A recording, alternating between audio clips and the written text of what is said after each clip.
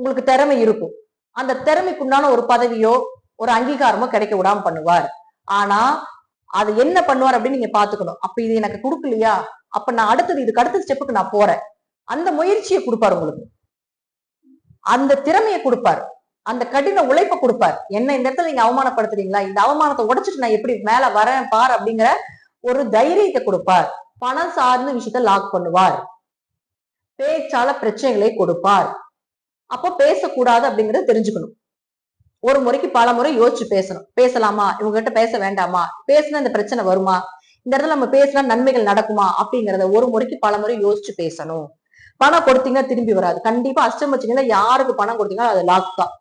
அது எப்பேற்பட்ட நண்பராக இருந்தாலும் சரி, எப்பேற்பட்ட உறவா இருந்தாலும் சரி, நீங்க வந்து டெய்லி டீலிங் வச்சுக்கிட்டு இருக்கிறீங்க, பணம் கொடுக்கல் வாங்கல் வச்சுட்டு இருக்கீங்க அப்படின்னாலோ அது லாக் தான் பண்ணும்.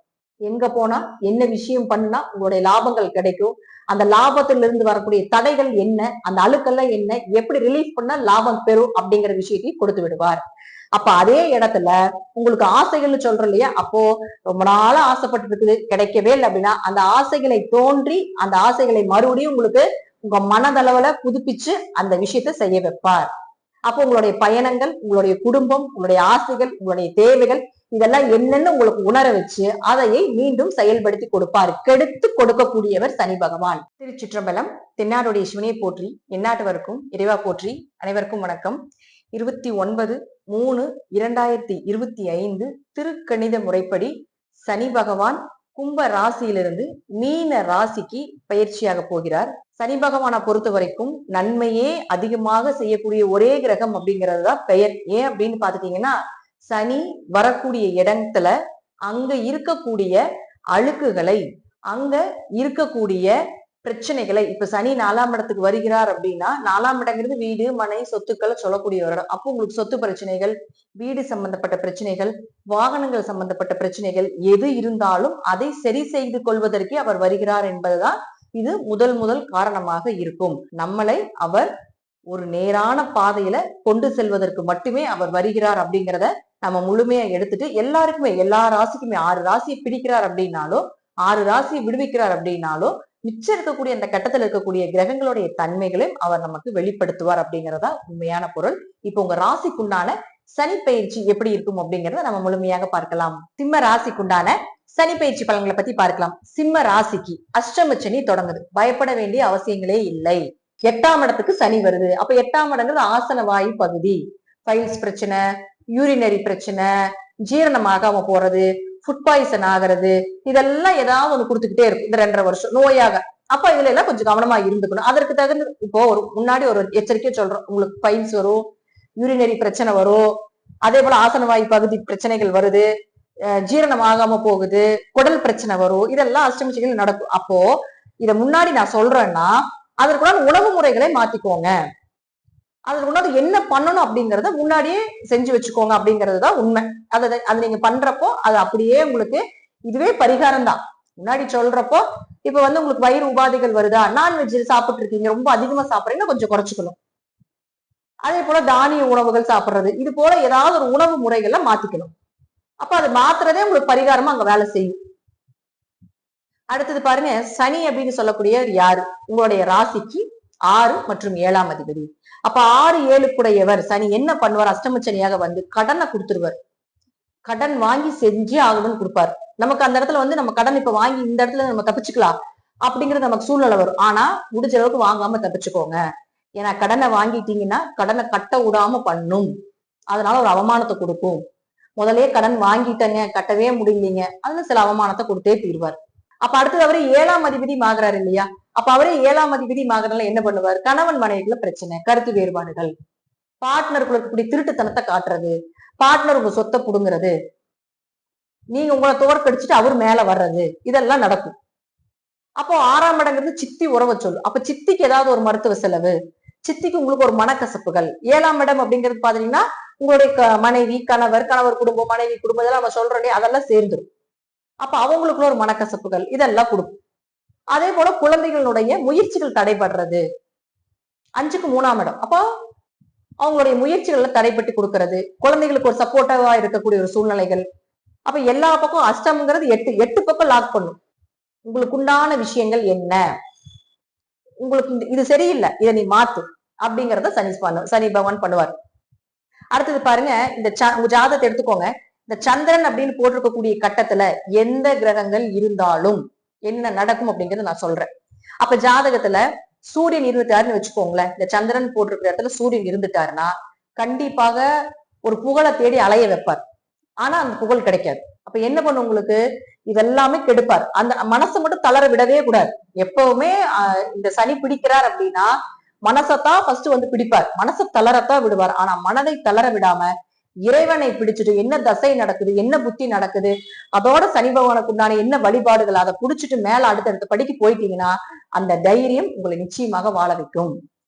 அடுத்தது புதன். இந்த புதன் வந்து இந்த சந்திரன் போட்டிருக்கக்கூடிய கட்டத்தில் எங்க இருந்துட்டாலும் பணம் சார்ந்த விஷயத்த லாக் பண்ணுவார், பேச்சால பிரச்சனைகளை கொடுப்பார். அப்போ பேசக்கூடாது அப்படிங்கறத தெரிஞ்சுக்கணும்.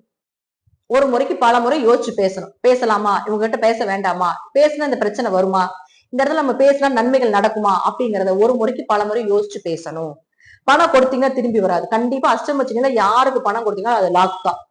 அது எப்பேற்பட்ட நண்பராக இருந்தாலும் சரி, எப்பேற்பட்ட உறவா இருந்தாலும் சரி, நீங்க வந்து டெய்லி டீலிங் வச்சுக்கிட்டு இருக்கிறீங்க, பணம் கொடுக்கல் வாங்கல் வச்சுட்டு இருக்கீங்க அப்படின்னாலோ அது லாக் தான் பண்ணும். அதே போல பாருங்க, 2ஆம் இடங்கிறது குடும்பம். அப்ப குடும்பத்துல சின்ன சின்ன ஒரு மனக்கவலைகள், குடும்ப தேவைகளை பூர்த்தி பண்ண முடியாத அளவுக்கு பண்ணும். அப்ப என்ன பண்ணுவார், அடுத்த அந்த பூர்த்தி பண்றதுக்கு உண்டான விஷயம் என்ன, அதை தேடி ஓடு அப்படிங்கறத சொல்ல வைப்பார். அப்ப அதை தேடி உங்களுடைய பயணங்களை இந்த சனி ஏற்படுத்தி கொடுப்பார். அப்ப அவரே லாபஸ்தானாதிபதியும் வராரே புதன். அப்போ லாபத்தை எப்படி சம்பாதிக்கணும், எங்க போனா என்ன விஷயம் பண்ணா உங்களுடைய லாபங்கள் கிடைக்கும், அந்த லாபத்திலிருந்து வரக்கூடிய தடைகள் என்ன, அந்த அழுக்கெல்லாம் என்ன, எப்படி ரிலீஸ் பண்ணா லாபம் பெறும் அப்படிங்கிற விஷயத்தையும் கொடுத்து விடுவார். அப்ப அதே இடத்துல உங்களுக்கு ஆசைகள்னு சொல்றோம் இல்லையா, அப்போ ரொம்ப நாளா ஆசைப்பட்டு இருக்குது கிடைக்கவே இல்லை அப்படின்னா அந்த ஆசைகளை தோன்றி அந்த ஆசைகளை மறுபடியும் உங்களுக்கு உங்க மனதளவுல புதுப்பிச்சு அந்த விஷயத்த செய்ய வைப்பார். அப்போ உங்களுடைய பயணங்கள், உங்களுடைய குடும்பம், உங்களுடைய ஆசைகள், உங்களுடைய தேவைகள் இதெல்லாம் என்னன்னு உங்களுக்கு உணர வச்சு அதையை மீண்டும் செயல்படுத்தி கொடுப்பார். கெடுத்து கொடுக்கக்கூடியவர் சனி பகவான். இப்ப அடுத்தது இந்த சந்திரன் போட்டிருக்கக்கூடிய இடத்துல சுக்கிரன் இருந்தாருன்னு வச்சுக்கோங்களேன். சுக்கிரன் யாரு, 3 10 இப்போ 3ன்னா மாமனார், 3ன்னா உங்களுடைய இளைய சகோதரம், 10ன்னா உங்க மாமியார். 10ஆம் இடம் அப்படிங்கிறது பாத்துட்டீங்கன்னா உங்களுடைய அப்பா வழி உறவு முறைகள், இதெல்லாம் 10 தான். அப்ப இது எல்லாத்துலயும் இருக்கக்கூடிய அழுக்குகள், யார் யாரு என்ன, எப்படி இவங்களை எப்படி ஹேண்டில் பண்றது, இப்ப இவங்க நன்மை செய்வாங்களா தீமை செய்வாங்களா அப்படிங்கிற எல்லா விஷயத்தையும் சொல்லிடுவார். அப்போ முயற்சி பண்ணிக்கிட்டே இருக்கிறீங்க, தோத்துட்டே இருக்கிறீங்கன்னா அப்ப ஏன் நீ தோக்குற, அப்ப அடுத்த முயற்சி என்ன, அப்போ இது தப்பு, இந்த முயற்சி விட அடுத்த முயற்சி பண்ணு, அப்ப அதுல கடின உழைப்ப போடு அப்படிங்கறத சொல்லி கொடுப்பார். அப்போ அவரே 10ஆம் அதிபதி ஆகுதுன்னா இதுதான் உன்னுடைய தொழில், இந்த தொழில்ல நீ ஜெயிப்ப, இந்த தொழில்ல நீ புடிச்சுக்கோ, இந்த தொழிலுக்கு உண்டான விஷயம் இதுதான், இதை புடிச்சு மேலவா, கண்டிப்பாக இந்த தொழில நீ ஜெயிக்கிறதுக்கு உண்டான இந்த தொழில் தான் உன் வாழ்க்கைக்கு உண்டான தொழிலையும் காட்டி கொடுத்துருவார். அப்ப அந்த சுக்கிரன் இந்த சந்திரன் போட்டிருக்கக்கூடிய இடத்துல எங்க இருந்தாலும் தொழிலை கொடுத்துருவார். அதுவும் இல்லாம 10ஆம் இடங்கிறது உங்களுடைய கர்மஸ்தானம். உங்களுடைய பழைய கர்ம மூட்டை, நல்ல கர்ம மூட்டையாக இருந்தாலும் சரி, தீய கர்ம மூட்டையாக இருந்தாலும் சரி, அதை அனுபவிக்கக்கூடிய ஒரு பிராப்தத்தையும் நிச்சயமாக கொடுப்பார். அது நல்லதோ கெட்டதோ அது உங்களுடைய ஜாதகத்துக்கு உண்டான விதிகள்.